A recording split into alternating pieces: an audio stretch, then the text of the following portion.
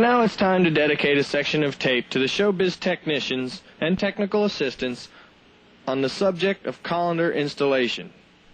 We'll be using Billy Bob as an example installation, but keep in mind all colanders are installed by the same procedures. How's it look? Any questions? No, seriously. Let's look at the tools involved with installing a colander. The first tool you'll need is a tape measure for locating the hole in the skull.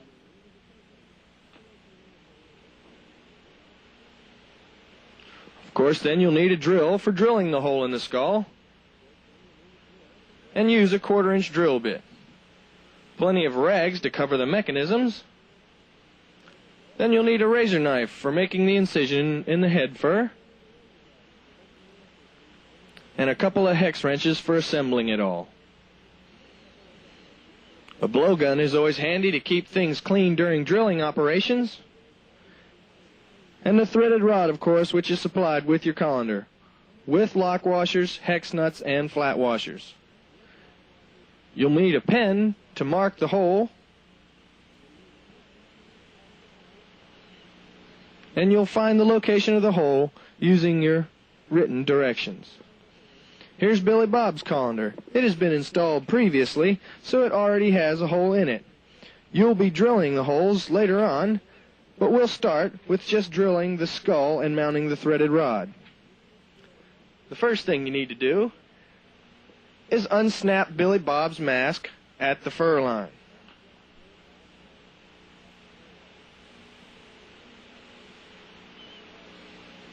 Then you'll also need to unsnap the snaps that are holding the mask to the skull. Once this is completed, pull the mask forward out of the way to gain access under the skull. You'll want to cover all the air cylinders with rags to prevent any fiberglass particles from getting on the piston shafts.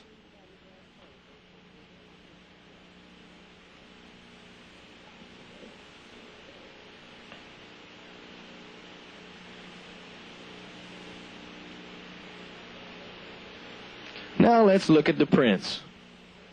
Find out where this hole is going to go. You note on the print, the hole goes in the dead center of the skull, 6 inches back from the leading edge. Measure from the leading edge with your tape measure, 6 inches towards the rear. These dimensions will change from character to character, so be sure to check your print. Next, you'll need to measure from side to side to ensure that the hole is dead in the center of the skull. Make another mark. Now you're ready to drill the skull. Be careful not to drill too deep, as we don't want to damage any internal mechanisms. After the drilling operation, you want to blow off all the fiberglass dust to prevent them from getting into any internal mechanisms.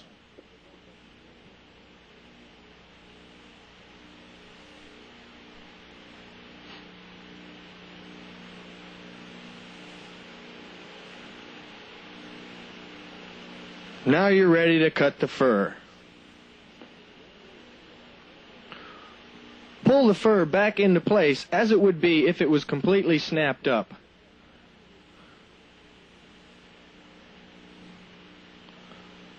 Put the mask back into place. Now pull the mask out of the way and feel through the hole where the incision should be made. Mark the location of the hole, and it's a good idea just to double check it.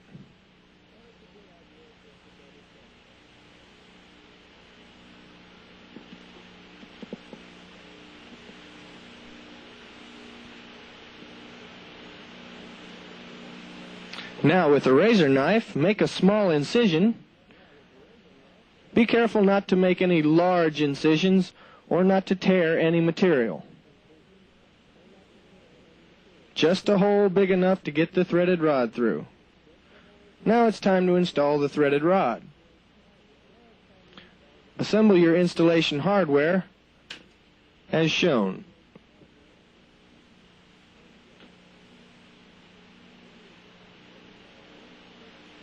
Then you insert the threaded rod through the skull and install a flat washer and a hex nut on the underside.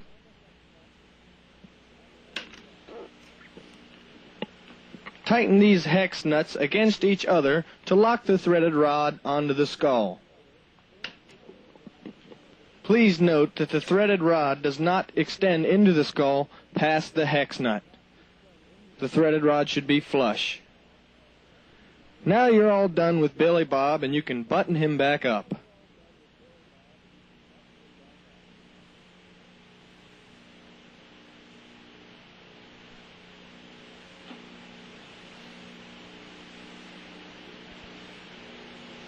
Make sure to realign all the snaps.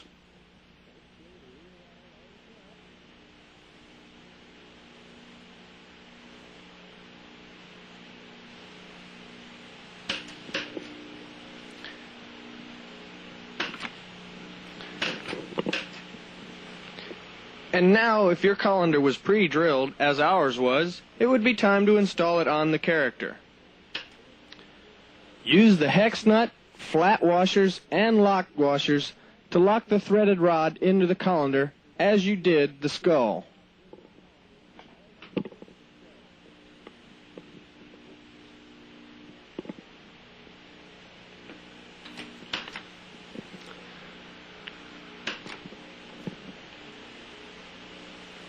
To determine exactly where your colander should be drilled, view the next segments of tape and see how ours look installed as we have them installed. Notice the dimension from the center of the eyes to the rim of the colander.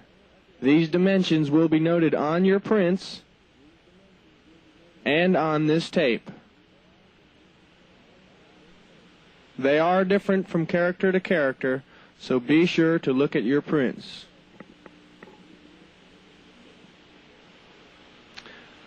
Note the clearance cuts made in the colanders for the characters with ear movements.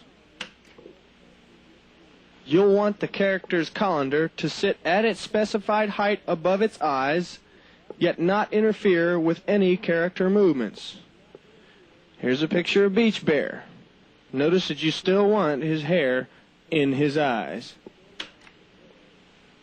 Notice that his specific measurement is 4.5 inches. This is measured from the center of the pupil of the eyes. Let's take a look at the rest of the characters and see how they stand.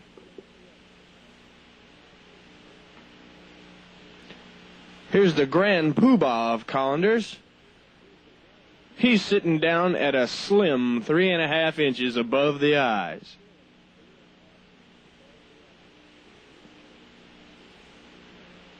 Moving over to the left, here's Duke. Notice he also has the ear clearance cuts. He's only at 2 inches. Duke is a little different from the other characters. His colander is held on by the same screws that hold his hat on. You'll have to make 2 clearance holes in Duke's colander. Please note that his ears don't rub. And almost last but not least, Little Earl. He's only got about 1 inch space above his eyes to the colander. But as long as the colander doesn't interfere with his eyebrow movement, no harm done. You probably thought we were going to forget all about Looney Bird. Well, he wasn't able to make it to the studio today, so you'll just have to wing it and go strictly by the written instructions. If you have any questions on colander installations, feel free to call Creative Engineering Collect. The man you want to speak with is Tim Inglis, and the phone number is area code 305. The number will be 425-1001.